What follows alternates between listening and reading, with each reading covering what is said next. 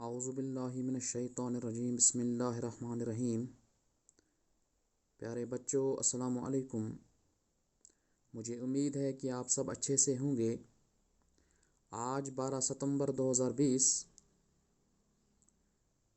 Topic mensuration, class 8, subject mathematics.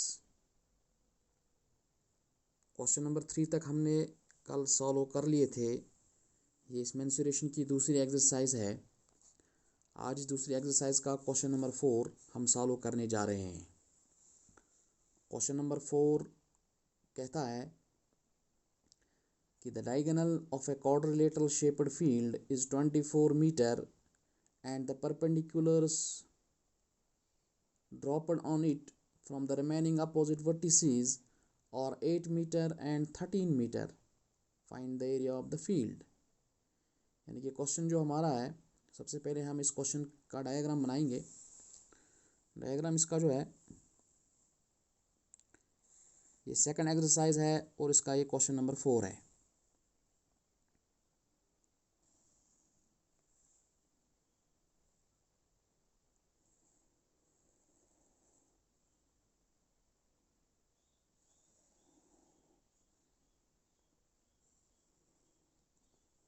समझो ये एक क्वाड्रिलेटरल है, 4 साइडेड फिगर है। तो यहाँ से इसका एक डायगोनल जाता है जिसकी लेंथ जो है 24 मीटर है, 24 मीटर। और अपोजिट वर्टिसेस से इस डायगोनल पे कुछ परपेंडिकुलर्स पड़ रहे हैं। जैसे कि यहाँ से एक परपेंडिकुलर यहाँ इस डायगोनल पे पड़ जाता है और यहाँ से भी एक परपेंडिकुलर पड़ जाता है। जो ये पहला वाला परपेंडिकुलर है, इसकी लेंथ जो है वो है 13 मीटर। और जो नीचे जो डायमीटर परपेंडिकुलर है, इसकी लेंथ है 8 मीटर। अब हम सबसे पहले इसको नाम दे देते हैं, यहाँ से A, B, C और D। यानी कि ABCD जो है ये क्वाड्रिलेटरल है। AC जो है ये डायमीटर है जो इस वर्टेक्स B से एक परपेंडिकुलर पड़ा AC पर। समझो इसकी लेंथ जो है, जो दी गई है 13 मीटर, ये हम हाइट 1 ले लेंगे, H1। इसी तरह जो है नीचे से वर्टेक्स D से जो पड़ा परपेंडिकुलर ऑन AC, जो बराबर है 8 मीटर दिया गया है, इसको हम H2 के नाम से जानेंगे। ठीक है ना। तो अब हम इसका सॉल्यूशन करने जा रहे हैं। हमें बोलना है कि इस पूरे फील्ड का एरिया कितना निकलेगा। तो हम इसका सॉल्यूशन जो है वो कैसे हम करेंगे। हम सबसे पहले लिखेंगे consider H1 equal to 13 metre. Consider H1 equal to 13 metre, H2 equal to 8 metre and AC जो है दिया गया है 24 मीटर। It is given. अब हमारा काम जो है वो है कि area of the quadrilateral ABCD जो हमें निकालना है। एरिया ऑफ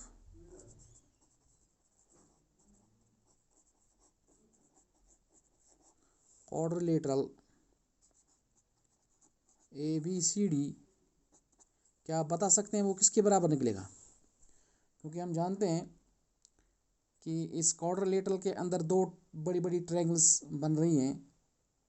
एक है ट्रायंगल ABC और दूसरी है नीचे से ADC। यानी कि ये ABC और ADC। तो हम यहाँ पर लिखेंगे area of triangle ABC plus area of triangle ADC। ठीक है ना।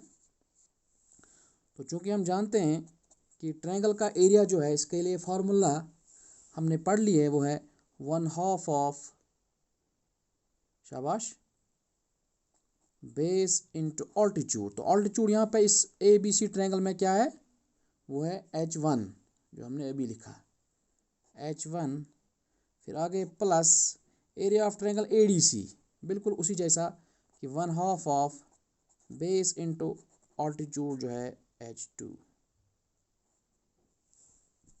ठीक है ना। तो अब हम इसको थोड़ा सा सॉल्व करेंगे, तो ये आएगा 1/2 ऑफ, क्योंकि बेस जो है यहाँ पे भी है यहाँ पे भी है हम बेस जो है कॉमन निकालेंगे, तो अंदर से क्या रहा यहाँ पे H1 आगे है प्लस H2, ये समझ आया आपको, बिल्कुल।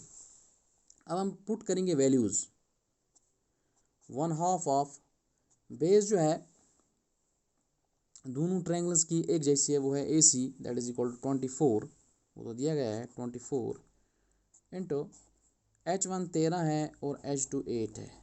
अब हम इसको थोड़ा सा हल करेंगे, तो ये आएगा 1/2 ऑफ 24 इंटू 13 और 8 कितने हो गए 21, ठीक है ना।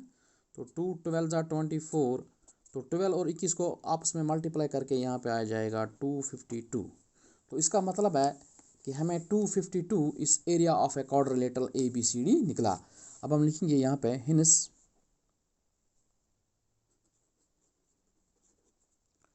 required area of the field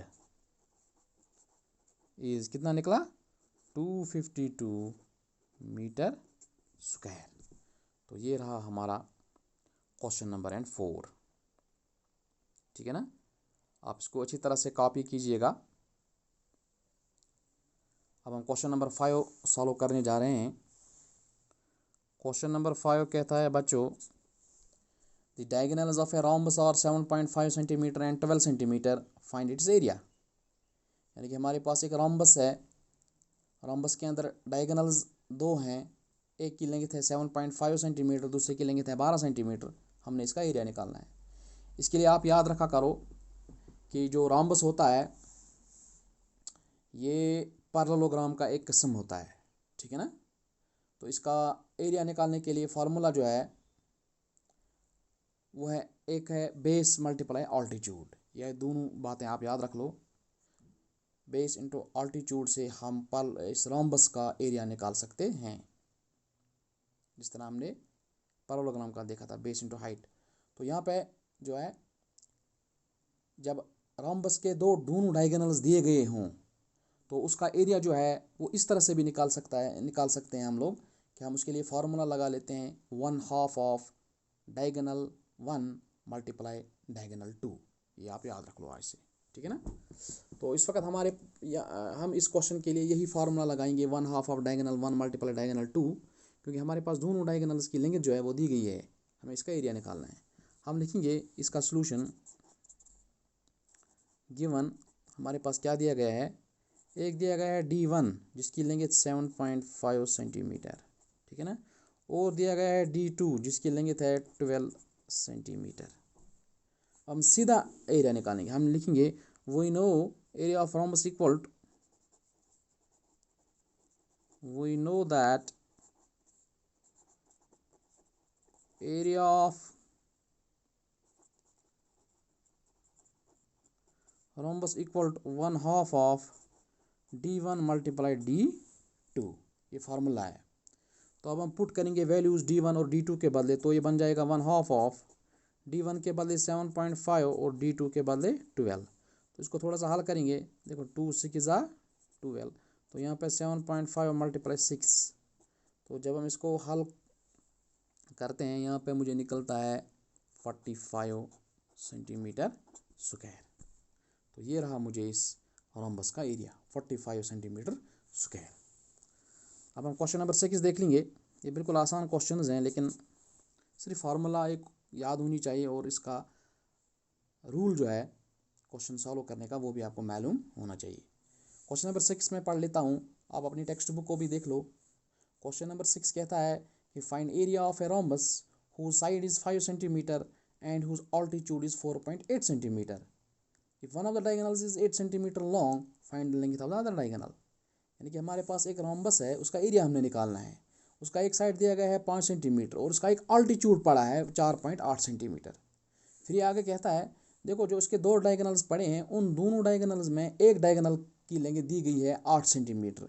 हमारा क्वेश्चन जो है वो है कि आप दूसरे डायगोनल की लेंथ जो है वो बता दीजिए।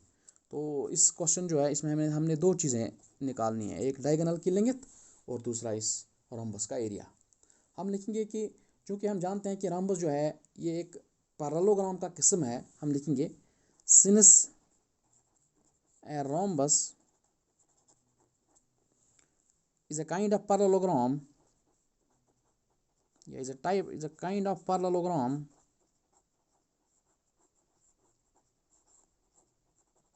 ठीक। तो formula for area of rhombus, formula for area of rhombus जो कि एक पैरेललोग्राम है, क्या फार्मूला होती है उसके लिए, बेस मल्टीप्लाई अल्टीट्यूड।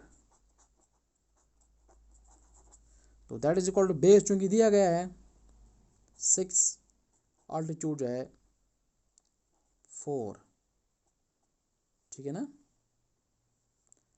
तो दैट इज इक्वल टू 24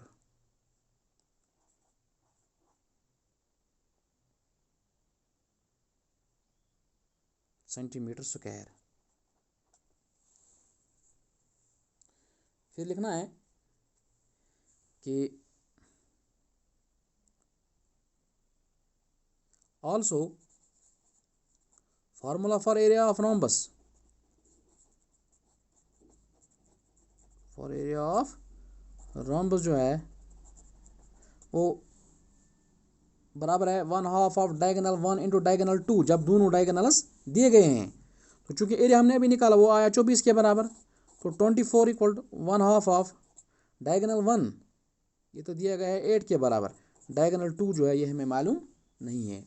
तो इसको थोड़ा सा हल करेंगे, तो 2 4 ज़ा 8, तो ये 24 is equal to 4d2। So this implies that d2 equal to 24/4, तो दिस इज इक्वल टू 6, ठीक है ना। और this implies that d2 is equal to 6 centimetre. तो ये रहा हमारा डायगोनल जो कि हमें चाहिए था। एरिया इसका निकला 24, फिर इसको इक्वेट करके तो वहाँ से हमें डायगोनल 2 मिला, that is equal to 6 centimetre, ठीक है ना। तो ये था हमारा क्वेश्चन।